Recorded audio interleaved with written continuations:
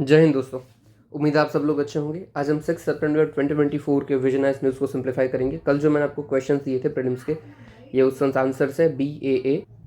और जो मेंस का क्वेश्चन था वो मैंने टेलीग्राम ग्रुप पे पोस्ट कर दिया है, ठीक है। अगर आपने ज्वाइन नहीं किया है तो डिस्क्रिप्शन बार में आपको उसकी लिंक मिल जाएगी, ज्वाइन ज़रूर कर लीजिएगा। और आप खुद अगर अपना आंसर भेजना चाहते हो तो चैट ग्रुप होगा उसी ग्रुप का, उसको ज्वाइन कर लीजिएगा। दोनों की लिंक आपको डिस्क्रिप्शन में मिल जाएगी। चलिए, सबसे पहले हमारी न्यूज़ है गैलिथिया बे एज अ मेजर पोर्ट। सबसे पहले तो गैलिथिया बे है कहाँ पे?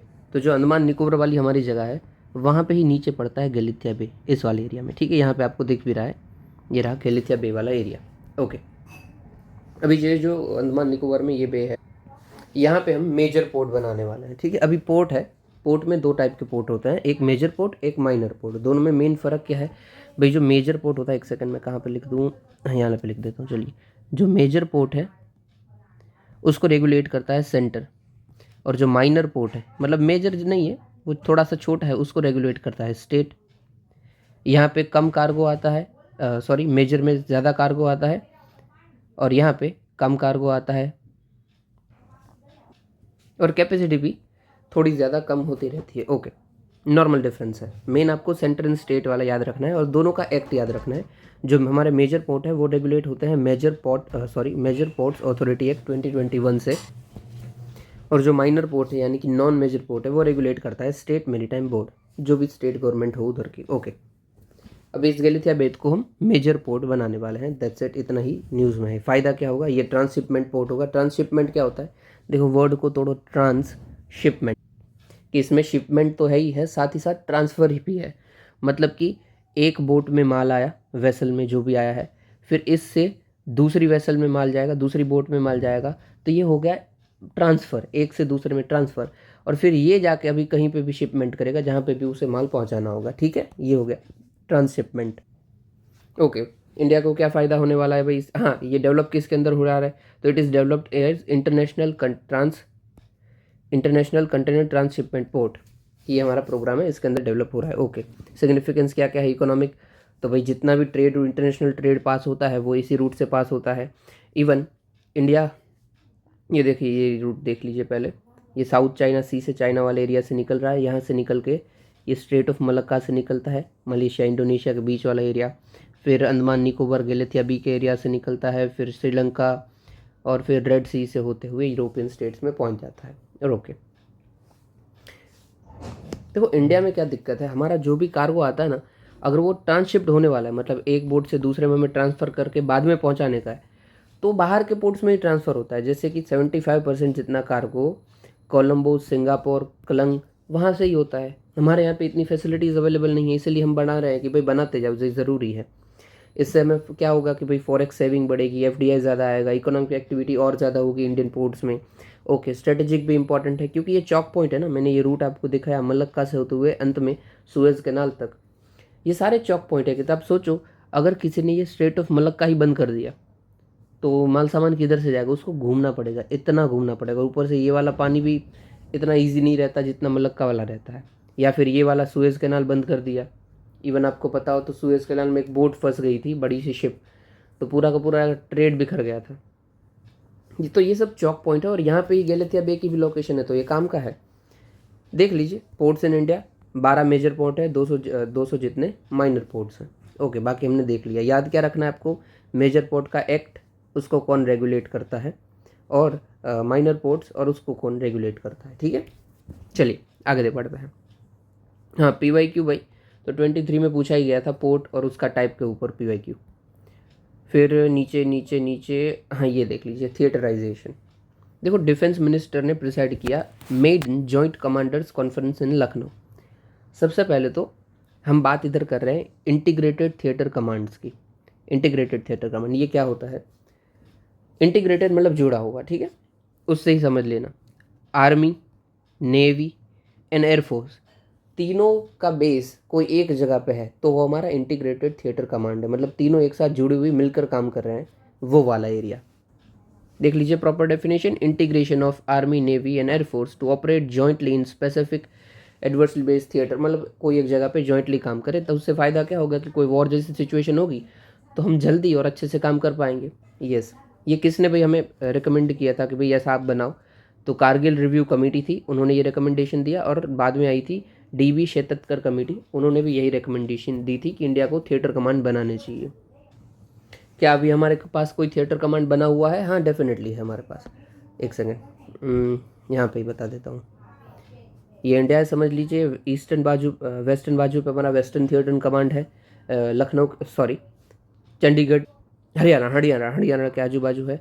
फिर वेस्टर्न बाजू हमारा बंगाल बाजू है। फिर नॉर्दर्न में हमारे पास जम्मू कश्मीर में है। फिर अंडमान निकोबार थिएटर कमांड है। फिर केरला थिएटर कमांड है। तो देख लीजिए, हमने हर एक दिशा में बना के रखा है। Western theatre command, eastern theatre command, northern theatre command, southern theatre command. ठीक है, हम और बोल रहे हैं कि हमें और थिएटर कमांड बनाने की ज़रूरत है, क्योंकि ये कम पड़ रहे हैं, हमें और ज़्यादा बनाने चाहिए ताकि और अच्छे से हम सिक्योरिटी मेंटेन कर पाए। और अलग अलग भी है, देखो ये हमने इंटीग्रेटेड बात की, सारे साथ में हैं। सेपरेट भी बने हुए हैं कमांड्स, 17 है सिंगल सर्विस कमांड, जैसे आर्मी और एयरफोर्स के पास 7 है और नेवी के पास 3 है। ओके, फ़ायदा क्या होगा बनाने का? तो आर्मी नेवी फोर्सेस ऑपरेट सिनर्जिकली, मतलब एक साथ काम कर पाएंगे, बढ़िया है। कोई भी ऑपरेशन होगा उनके फंक्शन और सुधर जाएंगे भाई। और समझ लीजिए कोई हम वॉर के अंदर घुस जाते हैं तो हमें उनकी थोड़ी सी प्रैक्टिस हो जाएगी कि अच्छा कि सबको साथ में मिलकर कैसे काम करना है। ठीक है, चैलेंजेस क्या क्या है? तो lack of national security doctrine, joint necessary joint service, अभी तक हम इतना काम करते नहीं है इजीली। और एब्सेंस है कमांड, कॉमन कमांड की।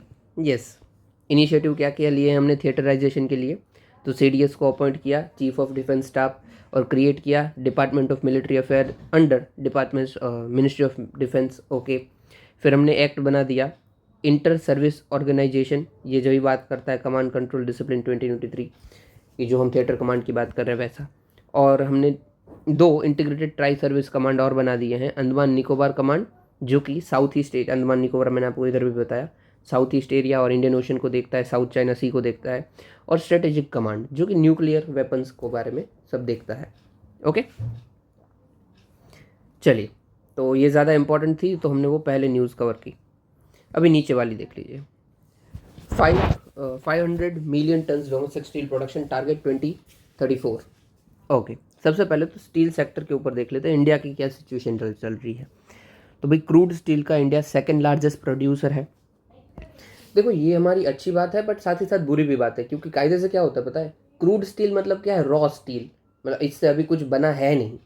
हम क्या करते हैं? क्रूड स्टील एक्सपोर्ट कर देते हैं, प्रोड्यूस भी करते हैं और एक्सपोर्ट भी करते हैं। चाइना को एग्जांपल लीजिए, चाइना को हम करते हैं, फिर चाइना उससे ही चीज़ें बनाता है और वही हम इंपोर्ट करते हैं। So it is good but it is also bad. हम क्यों खुद ही नहीं करते हैं इसका एग्जाम्पल यूज़? ठीक है, चलिए।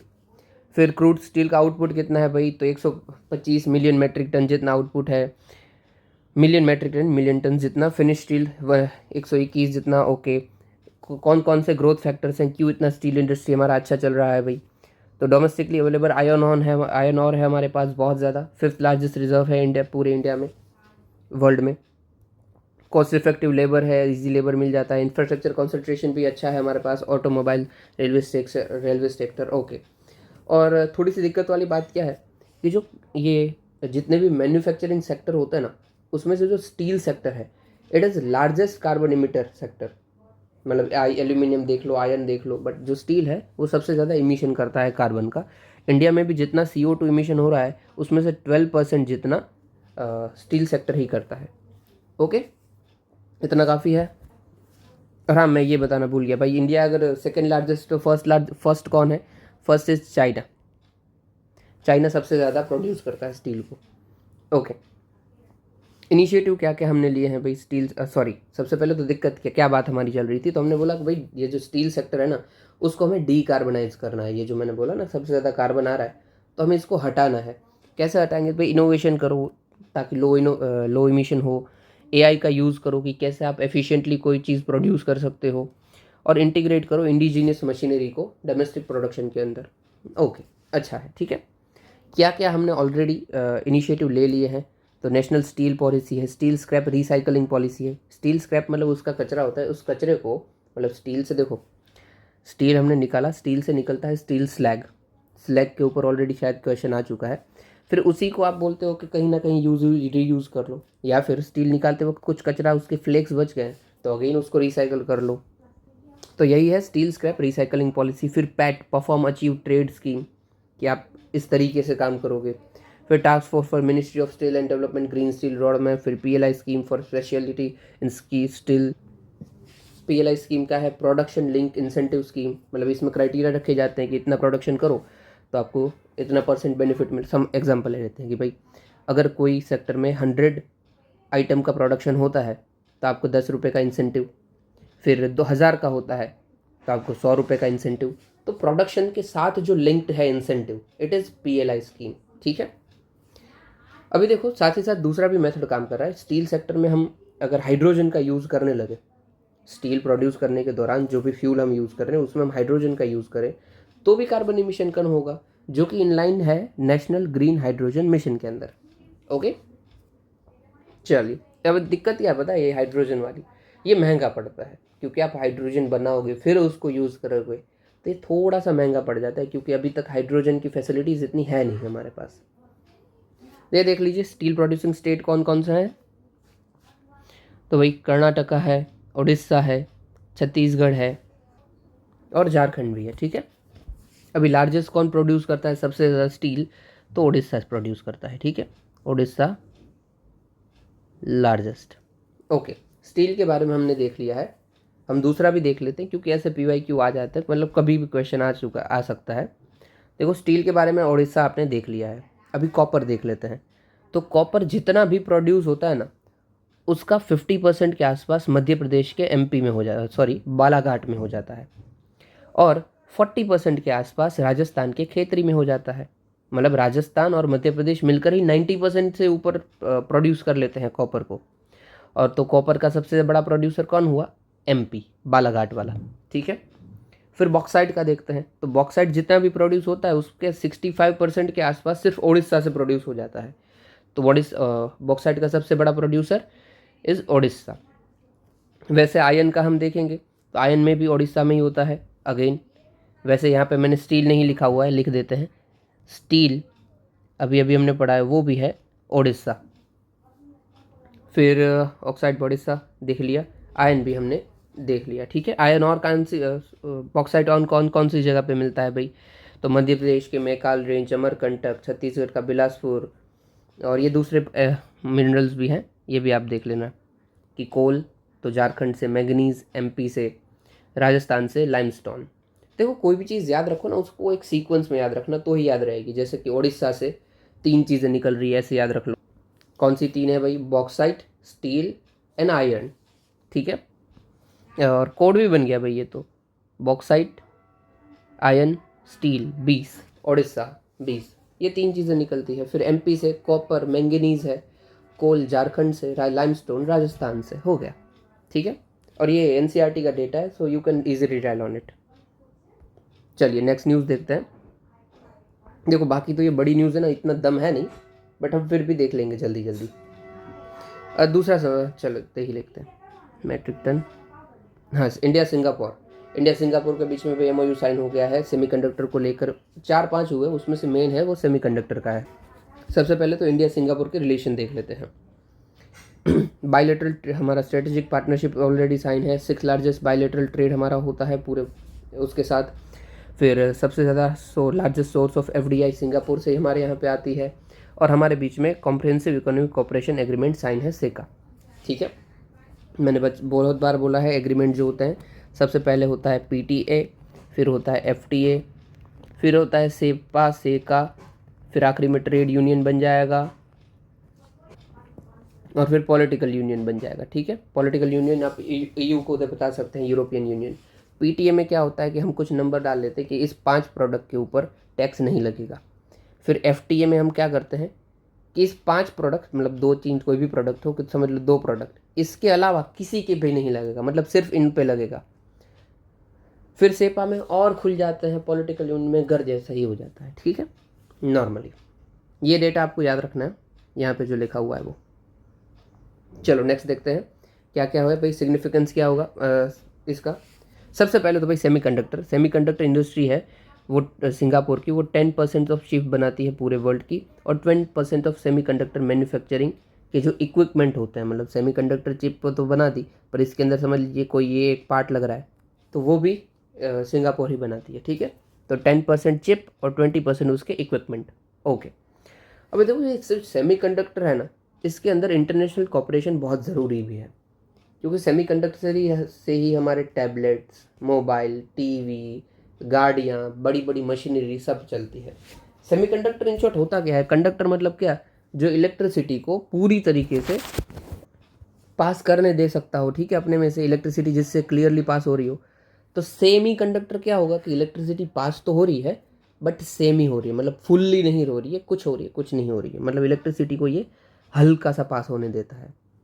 और यही ज़रूरी होता है ना, आप सोचिए अगर हमने फ़ोन चार्ज में रखा और इलेक्ट्रिसिटी फुल पास हो रही है तो हमें खुद करंट लग जाएगा ना, इसीलिए उधर सेमीकंडक्टर होता है। ओके, फिर international cooperation of semiconductor, foundation of modern technological landscape, yes AI, computing, quantum computing, ये सब में हमें ज़रूरी पड़ता है। फिर क्रिटिकल इंडो पैसिफिक रीजन, जैसे कि यूएस, ताइवान, साउथ कोरिया, ये सब हाई जितने भी सेमीकंडक्टर्स आते हैं बनते हैं वो सब यही ज़्यादातर बनाते हैं, इंडो पैसिफिक रीजन का पार्ट है। फिर complex and specialise supply chain है। कैसे, तो भाई जो सेमीकंडक्टर का जो भी पार्ट्स आते हैं और जो डिज़ाइन होती है वो यूएस के यहाँ से कर दी जाती है, जो मैन्युफैक्चरिंग होती है वो ताइवान के यहाँ पे करी जाती है। तो ये कॉम्प्लेक्स है ना कि एक दूसरा जुड़ा हुआ है, कोई एक उसमें सड़ जाएगा तो दिक्कत हो जाएगी, सप्लाई चुप टूट जाएगी। फिर gaining leverage from China, China के पास देखो हमें पता है कि हर एक सेक्टर में काफ़ी अच्छी उनकी पकड़ है, पर सेमीकंडक्टर के ऊपर इतना नहीं है। तो हाँ, हम इसमें लेवरेज ले सकते हैं कि भाई चाइना के ऊपर हम डिपेंडेंट ना रहे, क्योंकि चाइना के ऊपर डिपेंडेंट रखना मतलब हमेशा गर्दन पे तलवार रखना। फिर है भाई इकोनॉमिक ग्रोथ को हम बूस्ट कर सकते हैं, इंडिया ने भी किया है, इंडियन सेमीकंडक्टर मिशन ला के कि भाई इतना इन्वेस्ट करेंगे और सेमीकंडक्टर बनाएंगे। सेमीकॉन, इवन गुजरात में उन लोगों ने प्लांट भी डाल दिया है। ठीक है, चलिए आगे देखते हैं। फिर है एआई के ऊपर बात, first ever legally binding treaty है एआई के ऊपर, जिसको यूएस एंड यूके सब ने साइन कर लिया है। ओके, एआई आपको पता है, ठीक है, आर्टिफिशियल इंटेलिजेंस, ये कैसे काम करता है एसेट्रा सब आप सोशल मीडिया से ही जानते हो। इवन आपने रिसेंटली देखा भी होगा कि बहुत सारी हीरोइंस का, हीरो का डुप्लीकेट वीडियो वायरल होता है डीप फेक यूज़ कर, in short it is AI, right. तो इससे इसे हम कह सकते हैं कि ह्यूमन राइट्स वायलेशन होते हैं, डेमोक्रेसी, रूल ऑफ लॉ का वायलेशन होता है यूजिंग आर्टिफिशियल इंटेलिजेंस। ओके, तो इसी सब को टैकल करने के लिए इंटरनेशनली एक हमने ट्रीटी बनाई, एग्रीमेंट, कि भाई इसको साइन कर लो और सब हम मिलके इसका भी सामना करेंगे। That's it. मेजर प्रोविजंस क्या क्या है, तो भाई रिस्क बेस्ड अप्रोच रहेगी, जैसे कि अगर लगता है कि भाई ये चीज़ जो है वो ह्यूमन राइट वायलेट कर सकती है तो उसको हम बैन कर देंगे। फिर coverage, public as well as private sector दोनों को हम कवरेज का अंदर लेंगे। फिर global diversity in legal system, समझ लीजिए इंडिया में कोई रूल है वो अलग है और यूएसए में कोई रूल है वो भी अलग है। तो हम क्या करेंगे कि कोई भी सेक्टर को हमें रेगुलेट करना है, या तो हम अपना जो ऑलरेडी ट्रेडिशनल चल रहा था कन्वेंशनल उससे ये रेगुलेट कर लें, या फिर कोई अल्टरनेट मैकेनिज्म लेके आए और उस तरीके से रेगुलेट करें। बट हाँ, करना आपको ज़रूर है। साथ ही साथ जो प्राइवेट प्लेयर्स होंगे ऑलरेडी जो है, समझ लिए नेटफ्लिक्स में कुछ गलत चीज़ आ रही है, मतलब ऐसा कुछ है, उनको भी बोलेंगे कि यार आप भी करो, आप कर सकते हो, तो ठीक है, प्राइवेट प्लेयर का भी इंक्लूजन मारेंगे। और एक्सेप्शन किसको रखेंगे, तो इसमें national security, defence and research and development activities नहीं आती है, क्योंकि ये आ जाएगी तो नेशन की ही सॉवरेनिटी वीक हो जाएगी। नॉर्मल समझ गया ना, कुछ खास इसमें है नहीं। इम्पैक्ट क्या क्या होंगे ह्यूमन राइट्स, डेमोक्रेसी और रूल ऑफ लॉ पे, ह्यूमन लाइफ पे। ये एआई क्या करता है, ह्यूमन बिहेवियर को प्रिडिक्ट करता है। अभी समझ लीजिए एआई यूएस में प्रॉपर तरीके से कोई एक बिल्डअप हुआ है, कोई एक एआई बिल्ड हुआ है। अभी यूएस के अंदर, यूरोपीय में अंदर चलती है रेसिज्म, वो ब्लैक एंड वाइट वाला कि ये काला है इसके साथ नहीं रहना, ये इसके साथ नहीं रहना, वो सब। और एआई जो है वो ह्यूमन बिहेवियर को प्रिडिक्ट करता है कि हाँ ह्यूमन ऐसा कर रहा है तो मुझे भी ऐसा करना है। तो एआई खुद ही डिस्क्रिमिनेशन करना सीख जाएगा ना कि हाँ भाई ये तो काला आ गया, क्योंकि उन इनडायरेक्टली वो तो ह्यूमन बिहेवियर को स्टडी कर रहा है, तो ह्यूमन ने जो किया वही एआई ने किया। तो इसी से ह्यूमन बिहेवियर से स्टीरियोटाइप क्रिएट हो जाएंगे कि मेल फीमेल वाला बातें, काला गोरा वाला बातें, और डिस्क्रिमिनेशन भी होगा। डेमोक्रेसी में भाई देखो डेमोक्रेसी में सब लोग फ्री हैं, बट एआई जो होता है वो सबके ऊपर सर्वेलेंस रखता है। हम ही खुद सोचिए कि हमने एक ऐड सर्च किया कि भाई मुझे साइकिल लेनी है, तो अगर यूट्यूब घुमाएंगे तो नीचे ऐड आ रही होगी कि ये साइकिल ले लीजिए भैया। ये भाई ज़बरदस्ती हमने ऊपर सर्वेलेंस रखते हैं।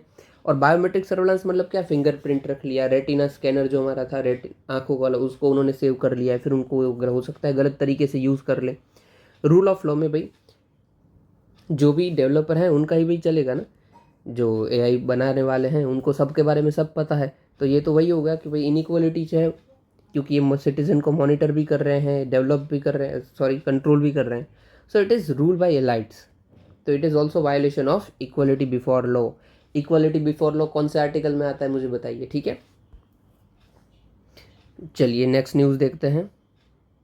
स्वच्छ भारत मिशन, अभी प्राइम मिनिस्टर जी ने बोला भाई स्वच्छ भारत मिशन गेम चेंजर रहा पब्लिक हेल्थ के ऊपर। स्वच्छ भारत मिशन तो आपको पता है, ठीक है ना, सफाई सफाई रखनी है, नॉर्मल बात है। कैसे रहा है ये देख लेते हैं।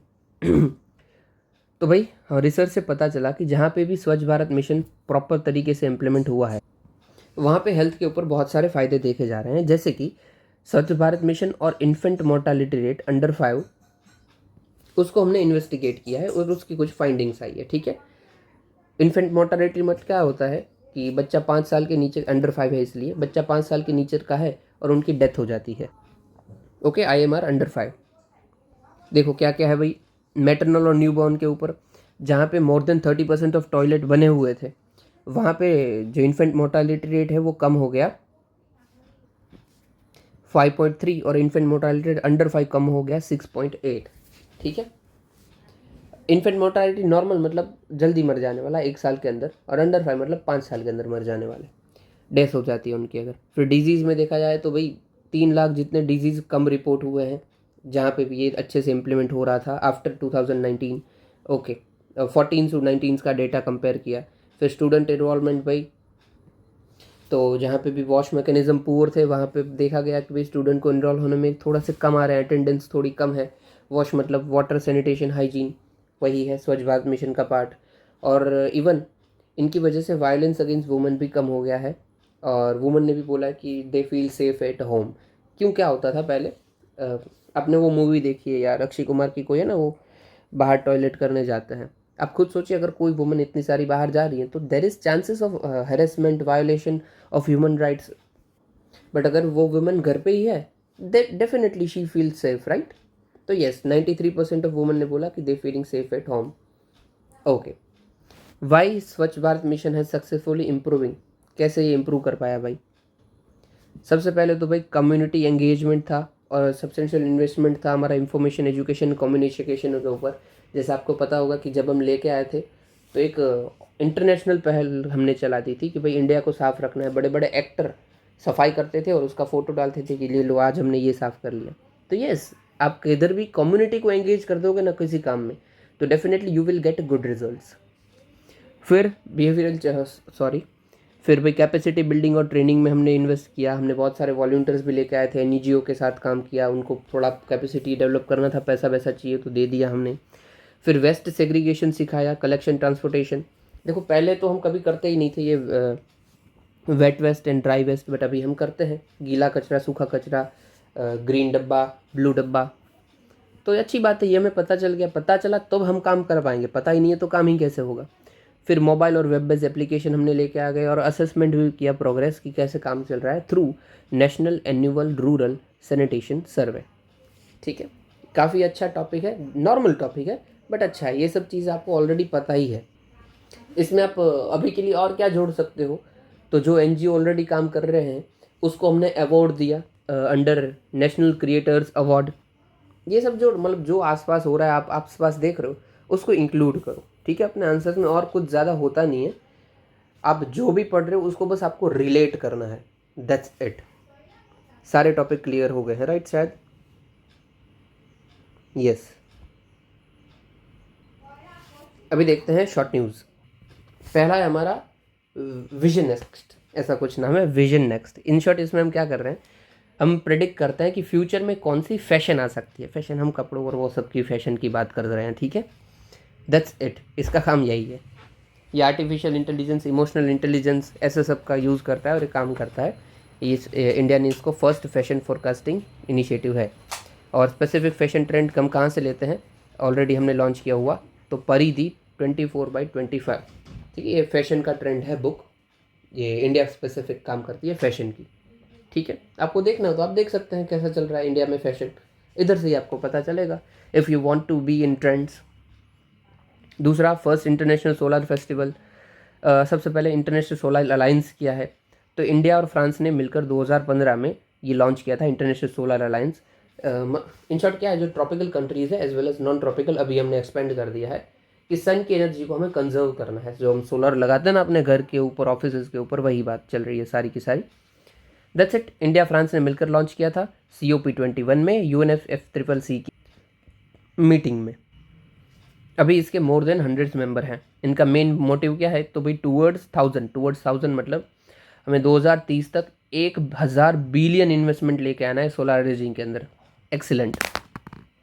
बस भाई, फर्स्ट सोलर इंटरनेशनल फेस्टिवल क्या था, तो हमने मीटिंग रखी थी बस कि भाई हाँ सोलर अलायंस का भाई थोड़ा सेलिब्रेट करते हैं, बातचीत करते हैं, नॉर्मल। इसी के अंदर एक और मोटिव है जो कि PM मोदी जी ने ही रखा था, one sun one grid one sun one world one grid.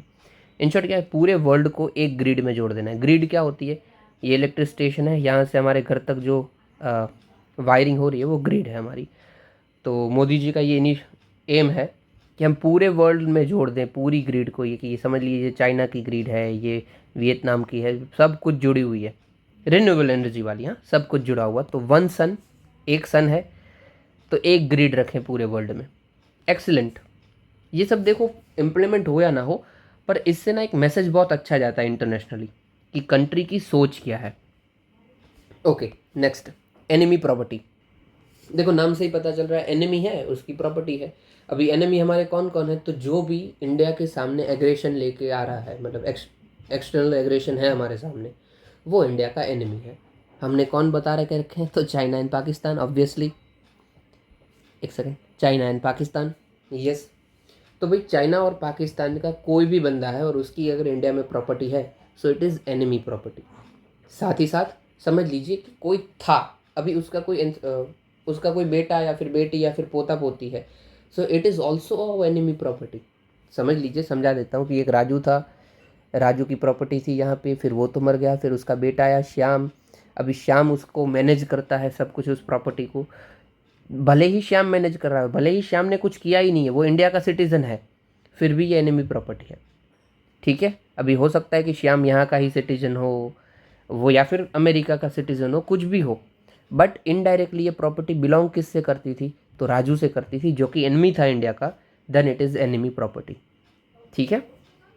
इसको किससे हम रेगुलेट करते हैं, तो enemy property act 1968।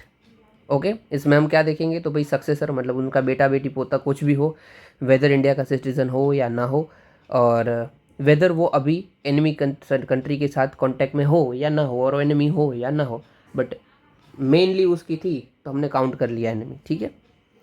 Custodian of enemy property कौन, मतलब कौन कस्टडी रखता है, तो मिनिस्ट्री ऑफ होम अफेयर्स, वो ही सब कुछ देखेंगे इसका।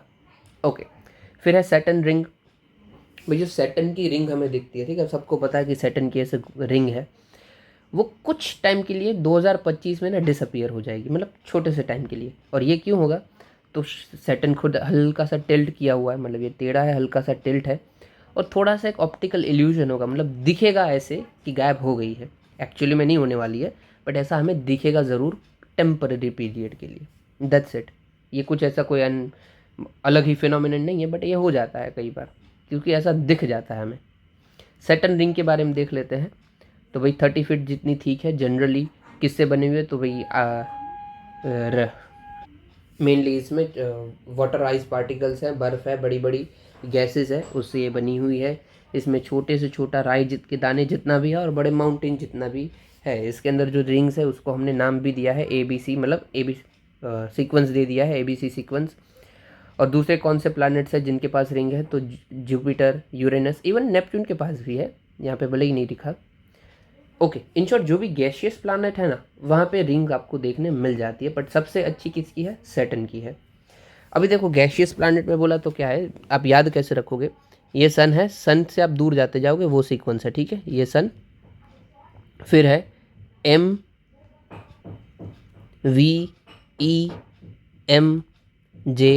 सन, SUN, ऐसे याद रखते हैं।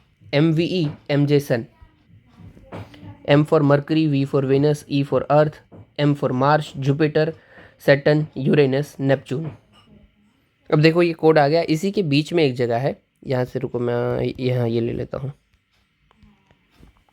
ये देखो MVEM, फिर यहाँ पे बीच में आप डाल दीजिए, ये है एस्टेरॉयड बेल्ट। ठीक है, एस्टेरॉयड बेल्ट क्या है, तो यहाँ पे बहुत सारे एस्टेरॉयड घूमते रहते हैं, तो ये है एस्टेरॉयड बेल्ट। और फिर एस्टेरॉयड बार्ड वाले जितने भी प्लानट हैं वो है हमारे गैशियस प्लानट, मतलब ये सारे के प्लानट हैं वो है हमारे गैशियस, और ये जो सारे के सारे प्लानट हैं वो है हमारे जोवियन। जोवियन मतलब जो पत्थर वाले मजबूत हैं, और वो ये हैं गैशियस। अभी गैशियस ये हैं वो क्यों हैं, क्योंकि ये कोई भी मटेरियल है उनको अपने यहाँ पे पकड़ नहीं पाते हैं, मतलब रोक नहीं पाते हैं। क्यों नहीं रोक पाते हैं, क्योंकि यहाँ पे है ग्रेविटी कम है, और यहाँ पे रोक लेते हैं तो यहाँ पे ग्रेविटी क्या होगी, ज़्यादा होगी। दैट्स इट, अर्थ पे भी है ना, इसीलिए हमें पता है। और हाँ, ये अगर एस्टेरॉयड बेल्ट है, ये मैं यहाँ पे लिख देता हूँ, ये है एस्टेरॉयड बेल्ट, एस्टेरॉयड, और यहाँ पे जो एंड हो जाता है, ये एंड यहाँ पे हमें मिलती है कूपियर बेल्ट, कूपियर बेल्ट। ठीक है, एस्टेरॉयड बेल्ट, कूपियर बेल्ट, ये दोनों के दोनों आप याद रख लेना, कभी भी यार पूछा जा सकता है। और किसके बीच में आती है, तो MVEM, यहाँ पे फिर मार दो, और फिर जेसन, जेसन, JSUN, जेसन, इन दोनों के बीच में आती है, MJ के बीच में एस्टेरॉयड बेल्ट। ओके, फिर है नेशनल एग्जिट टेस्ट। कुछ नहीं है भाई, इन शॉर्ट जो भी इंडिया में मेडिकल प्रैक्टिस करना चाहता है, मतलब इन शॉर्ट वो डॉक्टर वाला कामकाज करना चाहता है, उनको लाइसेंस देने के लिए ये टेस्ट होती है, national exit test. That's it. ये अभी किसको फिर ही आप इसके अंदर स्टेट या फिर नेशनल में रजिस्टर हो सकते हो as a practitioner, as a doctor. ये जो कमीशन कंडक्ट करता है वो किसके अंदर करता है, so national commission for Indian system of medicine act 2020 and national commission for homeopathy act 2020, इसके अंदर टेस्ट लिया जाता है। ओके, ये सब आपको पता ही है, ठीक है ना, कैसा कुछ टेस्ट होता है, आपके कोई भी डॉक्टर पहचान वाले उनको तो आपको पता होगा। फिर है ईस्टर्न इकोनॉमिक फोरम। रशिया का देखो जो ईस्टर्न पार्ट है, ये रशिया का जो ईस्टर्न पार्ट है उसको डेवलप करने के लिए रशिया वाले ये फोरम रखते हैं, eastern economic forum. That's it. Eastern economic part में कौन कौन से भाई आते हैं, तो China, Japan, Mongolia, US, north Korea, वो उसके बॉर्डरिंग स्टेट्स हैं, ठीक है, ईस्टर्न के। नहीं देखा है तो आप एक काम कीजिए, आप खुद मैप खोलिए और देख लीजिए ये रशिया के ईस्टर्न पार्ट में कौन कौन बॉर्डर लगा रहा है। ओके, फिर है समृद्ध। समृद्ध का मेन फोकस क्या है, तो जो भी हमारे स्टार्टअप है उनको फंडिंग प्रोवाइड करना, उनको मेंटरशिप प्रोवाइड करना। That's it. मेनली इनका फोकस रहेगा IT बेस्ड स्टार्टअप के ऊपर, ठीक है। Implemented by MeitY startup hub and Digital India Corporation. आप इसको इनडायरेक्टली यूज़ करोगे, डायरेक्टली नहीं पूछा जाएगा कि इंडिया ने IT स्टार्टअप को बूस्ट करने के लिए क्या लेके आया है, तो ये पॉलिसी लेके आई है समृद्ध, ठीक है। ओके, फिर कोन्याक ट्राइब अगेन इंपॉर्टेंट है। कोन्याक देखो न्यूज़ में क्यों था वो थोड़ा सा देख लो। कोन्याक करके एक ट्राइब है नॉर्थ ईस्ट वाले एरिया में, ये यूजुअली में नागालैंड के एरिया में मिलते हैं। अभी गूगल मैप ने ना नागालैंड का एरिया, मतलब इनका जो एरिया होता है उसको गलत तरीके से बता दिया था, मतलब बाउंड्री गलत बता दी थी। तो कोन्याक ट्राइब का जो यूनियन है वो गया नागालैंड गवर्नमेंट के पास, उन्होंने बोला कि यार आप गूगल वालों को बोलो कि ठीक करे हमारा भाई, हमारी बाउंड्री उन्होंने दिक्कत वाली सही नहीं बताई है। दैट्स इट, ये न्यूज़ में थी। अभी कोन्याक ट्राइब तो भाई मोंगोलॉइड ओरिजिन की है, मतलब मंगोलिया उनके जो एंसेस्टर है वो मंगोलॉइड ओरिजिन है। बिफोर क्रिश्चियनिटी, पहले ये अभी ये क्रिश्चियनिटी फॉलो करते हैं, बट पहले ये एनिमिज्म फॉलो करते थे। एनिमिज्म मतलब वॉरशिपिंग डिफरेंट ऑब्जेक्ट ऑफ नेचर। ये हमने देखा ही है राइट, कि बहुत सारे ट्राइब हैं वो अभी भी यही फॉलो करते हैं, माउंटेन की पूजा करना, रिवर्स की कोई या फिर कोई एनिमल है उनकी पूजा करना, तो ये वही करते थे, डिफरेंट ऑब्जेक्ट ऑफ नेचर को फॉलो करते थे, एनिमिज्म। एनिमिज्म आप पॉइंट याद रख सकते हो अगर आपको नहीं पता है तो, दैट्स इट। फिर कोन्याक लैंग्वेज जो है वो नॉर्दर्न नागा की सब ब्रांच है ऑफ साल सब family of Sino Tibetan. In short Sino Tibetan है, सीनो तिब्बतन, उसके अंदर साल फैमिली और उसकी नॉर्दर्न नागा ब्रांच, ठीक है। और ये headquarter they are known as head hunter. Head hunter क्यों बोला जाता है, तो ये प्राणी को मार देते हैं, फिर उनका जो हेड होता है ना उनको सजा धजा के रखते हैं, तो इसलिए हेड हंटर। और इनका जो फेमिनी है वो पैट्रियार्कल है, मतलब वही पितृत्मक, पूरे इंडिया वही है, पैट्रियार्की ही चलती है हमारे यहाँ पे। पैट्रियार्की को पता है राइट, कि मेल डोमिनेटेड सोसाइटी, जहाँ पे जो भी इंपॉर्टेंस दी जा रही है वो मेल को दी जा रही है, दैट्स इट। पिता की चलती है वो, जैसे पिता की चल रही है, यानी कि पैट्रियार्कल। कोई कोई होता है वो मैट्रियार्की भी होती है। इंडिया की जो स्टार्टिंग आप करोगे वैदिक एज, तो हम मैट्रियार्की थे, फिर धीरे धीरे हम पैट्रियार्की हो गए। फिर अगेन लोकेशन बेस्ड क्वेश्चन है, यूएई, अबू धाबी उनकी कैपिटल है। न्यूज़ में क्यों था भाई, तो यूएई ने सक्सेसफुली कंप्लीट किया है अरब वर्ल्ड का फर्स्ट न्यूक्लियर पावर प्लांट, इसलिए न्यूज़ में था। ओके, और कुछ काम का नहीं है, हम बस लोकेशन देखेंगे अच्छी अच्छी। देख लीजिए, यहाँ पर आ जाइए, ये है यूएई की लोकेशन, ये जो चमक रहा है ना, ये है यूएई, और इनकी कैपिटल है अबू धाबी, यहाँ पे लिखा हुआ आपको मिल रहा है। ये रहा।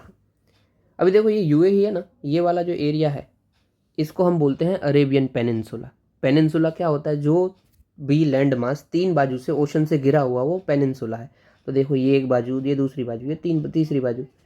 ओके, इसीलिए इसको हम अरेबियन पेनिनसुला बोलेंगे। इसके अंदर यूएई आता है। यूएई की लोकेशन पर्टिकुलर और अच्छे से देखें तो देखो यहाँ पे अरेबियन सी पड़ेगा, फिर यहाँ पे पड़ेगा गल्फ ऑफ ओमन, ओमन के वहाँ पे है इसीलिए गल्फ ऑफ ओमन, हटा देता हूँ यार मैं इसको, ये ओमन है, ओमान है, ठीक है, गल्फ ऑफ ओमान। फिर आप आगे जाओगे तो देखो ये बड़ी वाटर बॉडी है पर्शियन गल्फ, और ये बड़ी वाटर बॉडी है गल्फ ऑफ ओमान। दोनों को जोड़ कौन रहा है, एक पतली सी बॉडी है ना, ये पतली सी जोड़ रही है। तो जो भी पतली सी वाटर बॉडी दो बड़ी वाटर बॉडी को जोड़ती है उसको हम बोलते हैं स्ट्रेट। स्ट्रेट, एक सेकंड, स्ट्रेट, ठीक है। तो ये जो स्ट्रेट है उसका नाम है स्ट्रेट ऑफ हॉर्मस, ठीक है। फिर उसके नीचे ही पड़ता है ये जो है ना, देखो अब हल्का सा आप जूम करोगे ना तो ये वाला जो एरिया है वो अब वो यूएई का पार्ट नहीं है, बल्कि वो पार्ट है ओमान का। इसी को हम बोलते हैं ओमान मुसादम, मुसादम पेनिनसुला, इसका जगह का नाम है मुसादम, तो मुसादम पेनिनसुला। तो स्टेट ऑफ हॉर्मस के बाजू में ही क्या पड़ता है, मुसादम पेन, ये देखो मैं आपको स्पेलिंग दिखाता हूँ, ये रहा ओमानी मुसादम पेनिनसुला, ठीक है। तो ठीक है, स्टेट ऑफ हॉर्मस, उसके बाजू में मुसादम पेनिनसुला, और ऊपर जो है ये है ईरान। ओके। नीचे इधर अरेबियन ओशन के नीचे इस बाजू अभी आते हैं हम, यहाँ पे जो आइलैंड है ये आइलैंड है सोकोत्रा आइलैंड। फिर यहाँ पे पड़ता है गल्फ ऑफ एडन, ये जैसे ये गल्फ ऑफ ओमान था, यहाँ पे gulf of Aden. If gulf of Aden और ये बड़ी वाटर बॉडी रेड सी को अगेन देखो एक पतली वाटर बॉडी जोड़ रही है, ये वाली, इसका नाम क्या है, तो स्ट्रेट ऑफ बाब एल मंदब, या फिर बाब एल मंदब स्ट्रेट, ठीक है। इतना मेन वाटर बॉडीज़ हैं जो आपको याद रखनी है। कैसे याद रखोगे, कोई ट्रिक शिक, तो देखो ये इजी, ऊपर वाला आपको याद रह जाएगा तो नीचे वाला रह जाएगा। रेड सी तो आपको पता ही है, ठीक है। इसी को देख लेते हैं, ठीक है। सबसे पहले हम देखते हैं तो भाई पर्शियन गल्फ आता है, फिर स्ट्रेट ऑफ हॉर्मोस आता है, और फिर आता है ओमान। तो देखो PHO, दैट्स इट, PHO। और नीचे वाला आप कैसे याद रखोगे, तो रेड सी आता है, फिर गल्फ ऑफ फिर बाब एल मंदब आता है, और फिर आता है गल्फ ऑफ एडन, तो RBA, दैट्स इट।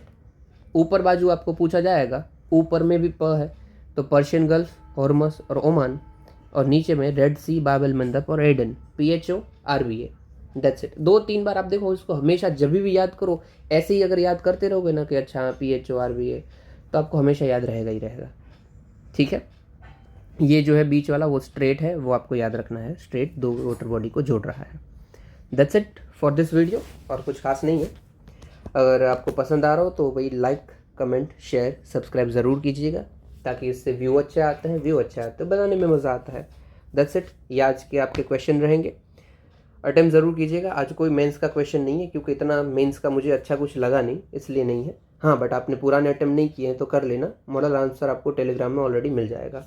आपको भेजना है तो आप टेलीग्राम में जो ग्रुप होगी चैट ग्रुप की, वहाँ पे भेज सकते हैं। इतना सुनने के लिए आपका शुक्रिया। जय हिंद।